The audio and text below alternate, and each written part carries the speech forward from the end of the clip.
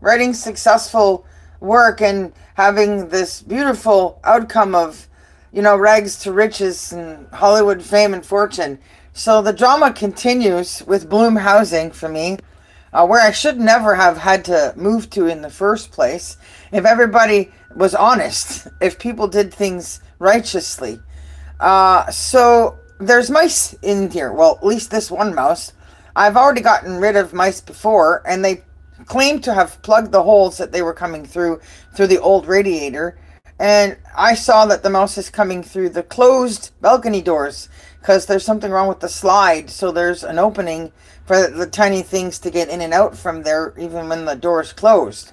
Now, I've been asking them for help for months for all sorts of things in this place. But this morning, here's what I'm cleaning up.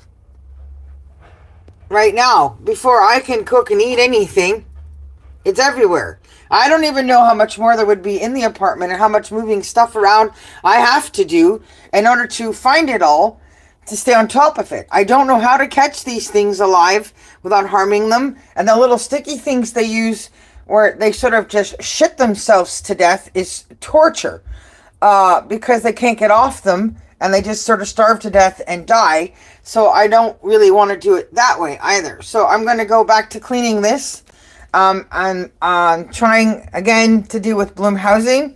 I don't know what they're paid to do. I don't know why people don't do something in the government levels.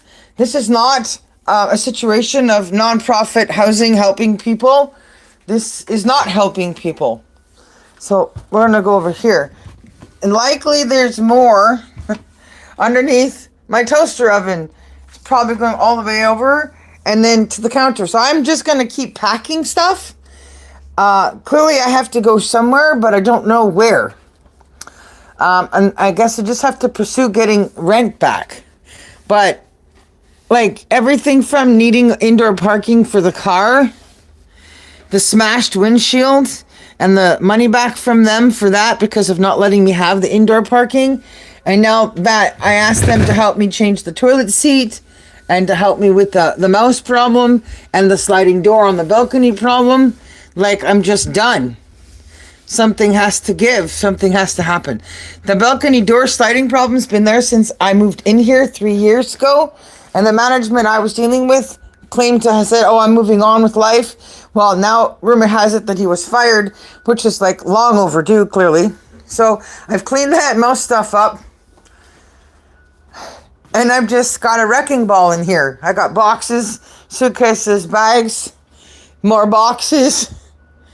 Just keep packing. Like, I have to keep cleaning off the counter just so I can sit and eat because I'm constantly moving everything around, chasing after all the poop. I'll just pack and store things and wait for the car to get fixed. Now, as for the car, they called me back twice. First of all, just to ask me what I think was wrong. Second of all, for the guy to say, oh, it's the cooling fan, which means the engine's going to always shut down. It won't operate properly. But he wasn't listening. I said, no, there's a leak. Maybe a transmission seal. There's something wrong with the power steering when I turn it to the right.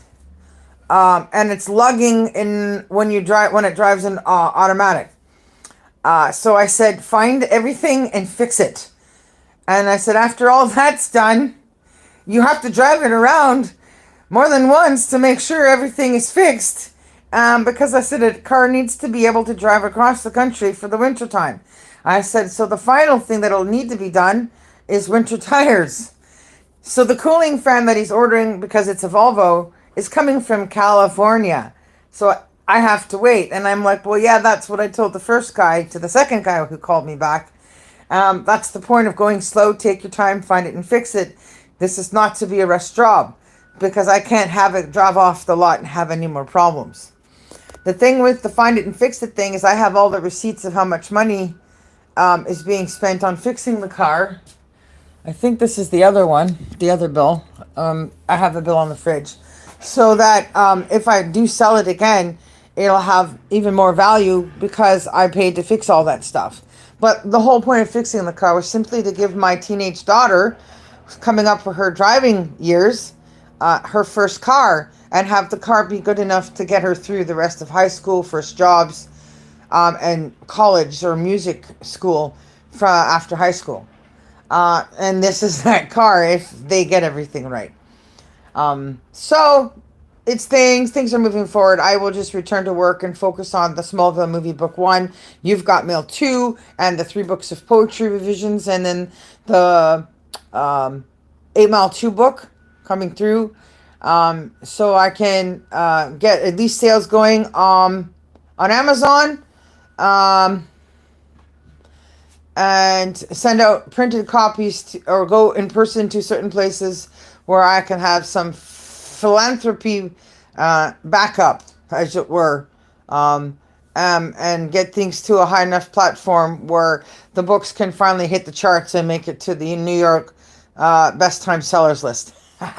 So that's ultimately the goal. So I'm still pretty chipper. It's not bad news. Oh, you bought a rust bucket, or it's a bad deal car. Don't pay to fix it. Get rid of it, kind of thing. So I'm good. And then the parts are coming from good places, and they honor their work. If we can't find it the first time, we will find it and fix it. And so that's where they're at, finding it and fixing what they missed the first time. So that's it. Keep up on what I'm doing with Bloom Housing, because this is not working. Bye. Don't live in Bloom Housing. Don't support nonprofit housing so people can have large salaries and not care about the little guy, and they use the little guy to make large salaries. Don't do it. Nope, if they're not actually helping, stay away. It's voodoo. Bye-bye.